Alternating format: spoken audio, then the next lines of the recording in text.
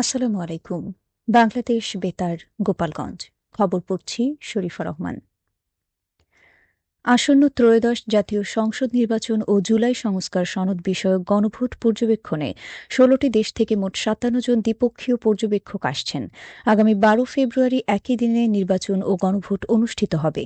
গতকাল প্রধান উপদেষ্টার প্রেস উইং জানায়, ইউরোপীয় ইউনিয়ন, কমনওয়েলথ সহ আন্তর্জাতিক মানবাধিকার ও গণতন্ত্র বিষয়ক বিভিন্ন সংস্থার কয়েকশো পর্যবেক্ষক নির্বাচনী কার্যক্রম পর্যবেক্ষণ করবেন। দ্বিপক্ষীয় পর্যবেক্ষকদের মধ্যে সবচেয়ে বেশি ১৪ জন পাঠাচ্ছে মালয়েশিয়া এবং তুরস্ক থেকে আসছেন ১২ জন সংসদ সদস্য। এছাড়া জাপান, ইন্দোনেশিয়া, পাকিস্তান সহ এশিয়া, ইউরোপ ও আফ্রিকার বিভিন্ন দেশ থেকে পর্যবেক্ষকরা অংশ নেবেন।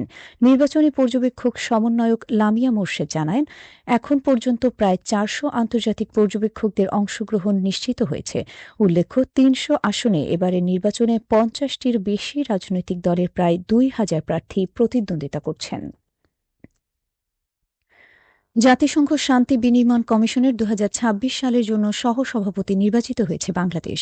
গতকাল এক সংবাদ বিজ্ঞপ্তিতে জানানো হয়, বৃহস্পতিবার নিউ ইয়র্কে জাতিসংঘ সদর দপ্তরে কমিশনের ৫ সদস্য বিশিষ্ট ব্যুরো নির্বাচনের মাধ্যমে বাংলাদেশ এই দায়িত্ব পায়। নির্বাচনের পর কমিশনের ২০তম অধিবেশনের প্রথম সভায় আনুষ্ঠানিকভাবে সহসভাপতির দায়িত্ব গ্রহণ করে বাংলাদেশ। এক বিবৃতিতে বাংলাদেশ প্রতিনিধি দল এই গুরুত্বপূর্ণ দায়িত্বের জন্য বাংলাদেশের উপর আস্থা ও বিশ্বাস রাখায় কমিশনের সদস্যদের ধন্যবাদ জানায়। একই সঙ্গে জাতিসংঘের শান্তি বিনির্মাণ কার্যক্রমের প্রতি অঙ্গীকার পুনর্ব্যক্ত করার পাশাপাশি ভবিষ্যৎ কর্মপরিকল্পনা বাস্তবায়নে সচেষ্ট থাকার প্রতিশ্রুতি দেয় বাংলাদেশ। কমিশনের সভাপতি হিসেবে নির্বাচিত হয়েছে মরক্কো। বাংলাদেশ ছাড়া জার্মানি, ব্রাজিল ও ক্রোয়েশিয়ার সহসভাপতি নির্বাচিত হয়েছে। উল্লেখ্য, ২০০৫ সালে প্রতিষ্ঠার পর থেকেই শান্তি বিনির্মাণ কমিশনের সক্রিয় সদস্য বাংলাদেশ। এর আগে একাধিকবার সভাপতি ও সহসভাপতির দায়িত্ব পালন করেছে। গণভোটে সরকারি কর্মকর্তা কর্মচারীরা হ্যাঁ বা নার পক্ষে কোনো অবস্থান নিতে পারবেন না বলে জানিয়েছেন নির্বাচন কমিশনার অবসরপ্রাপ্ত ব্রিগেডিয়ার জেনারেল আবুল ফজল মোহাম্মদ সানাউল্লাহ। গতকাল পটুয়াখালী জেলা প্রশাসকের সম্মেলন কক্ষে ত্রয়োদশ জাতীয় সংসদ নির্বাচন ও গণভোট ২০২৬ উপলক্ষে আয়োজিত মতবিনিময় সভা শেষে সাংবাদিকদের তিনি একথা বলেন। নির্বাচন কমিশনার জানান, গণভোট অধ্যাদেশ ২০২০ অনুযায়ী সাধারণ নির্বাচনে যা নিষিদ্ধ তা গণভোটের ক্ষেত্রেও প্রযোজ্য। ফলে সরকারি কর্মকর্তা কর্মচারীরা কোনো পক্ষের পক্ষে প্রচার করতে পারবেন না, তবে সাধারণ মানুষকে তথ্য দিয়ে সচেতন করতে পারবেন। তিনি পটুয়াখালীতে নির্বাচনী প্রস্তুতি নিয়ে সন্তোষ প্রকাশ করে বলেন, আশা করা যায় একটি অবাধ, সুষ্ঠু ও গ্রহণযোগ্য নির্বাচন অনুষ্ঠিত হবে। গোপালগঞ্জের সার্বিক আইন শৃঙ্খলা পরিস্থিতি নিয়ন্ত্রণে ৮ প্লাটুন বিজিবি মোতায়েন করা হয়েছে। সম্প্রতি জেলা প্রশাসকের কার্যালয়, জেলা জজের বাসভবন ও গোপালগঞ্জ বিশ্ববিদ্যালয়ের গেটে ককটেল নিক্ষেপের ঘটনায় জনমনে আতঙ্ক সৃষ্টি হলে এ সিদ্ধান্ত নেওয়া হয়। ত্রয়োদশ জাতীয় সংসদ নির্বাচনকে সামনে রেখে গোপালগঞ্জ সহ ৪ জেলায় নিরাপত্তা জোরদার করেছে আইন শৃঙ্খলা বাহিনী। বিজিবির 2IC মেজর নূর উদ্দিন আহমেদ জানান, গোপালগঞ্জ সদর সহ কাশিয়ানী, কোটালীপাড়া, টুঙ্গিপাড়া ও মুকসুদপুর উপজেলায় পৃথক ক্যাম্প স্থাপন করা হয়েছে। এসব ক্যাম্প থেকে ঢাকা খুলনা মহাসড়ক সহ শহরের গুরুত্বপূর্ণ স্থানে চেকপোস্ট বসিয়ে যানবাহন তল্লাশি চালানো হচ্ছে। পরিস্থিতি স্বাভাবিক রাখতে বিজিবি ও পুলিশের এই যৌথ অভিযান অব্যাহত থাকবে বলে জানিয়েছে কর্তৃপক্ষ।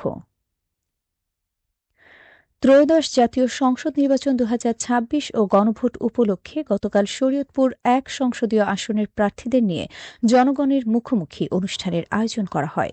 বিকেলে শরীয়তপুর সরকারি কলেজ মাঠে সুশাসনের জন্য নাগরিক সুজনের আয়োজনে এ কর্মসূচি অনুষ্ঠিত হয়।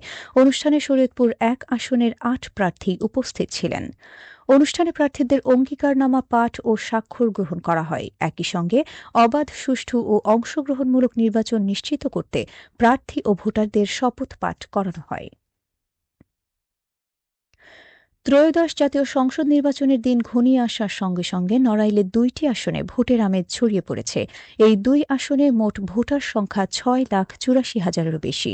বিএনপি, জামাতে ইসলামী, ইসলামী আন্দোলন বাংলাদেশ ও স্বতন্ত্র প্রার্থী সহ বিভিন্ন রাজনৈতিক দল ব্যাপক গণসংযোগ, উঠান বৈঠক ও সভা সমাবেশ চালাচ্ছেন। ভোটের দিন যত ঘনিয়ে আসছে, রাজনৈতিক উত্তেজনাও তত বাড়ছে। শেষ পর্যন্ত কোন দল কী অবস্থানে দাঁড়ায় তা নিয়েই এখন জেলার ভোটারদের কৌতূহল। ত্রয়োদশ জাতীয় সংসদ নির্বাচন ও গণভোট 2026 উপলক্ষে জনসচেতনতা বাড়াতে মাদারীপুরের সড়ক প্রচার কর্মসূচি পরিচালনা করেছে জেলা তথ্য অফিস। গতকাল শিবচর, কালকিনি, রাজৌর, ডাসার ও মাদারীপুর সদর উপজেলার বিভিন্ন ইউনিয়নে প্রচারণা চালানো হয়।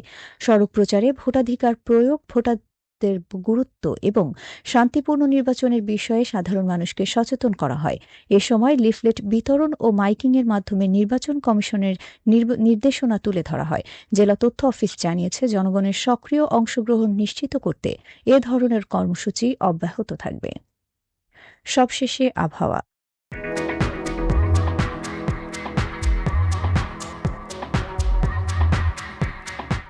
আজ সন্ধ্যা ৬টা পর্যন্ত আবহাওয়ার পূর্বাভাসে বলা হয়েছে, দেশের অভ্যন্তরীণ নদীবন্দরসমূহের জন্য কোনো সতর্কবার্তা নেই এবং কোনো সংকেতও দেখাতে হবে না। খবর শেষ হলো। আমাদের পরবর্তী খবর প্রচারিত হবে আগামীকাল সকাল ৮টা ৩০ মিনিটে বাংলায়।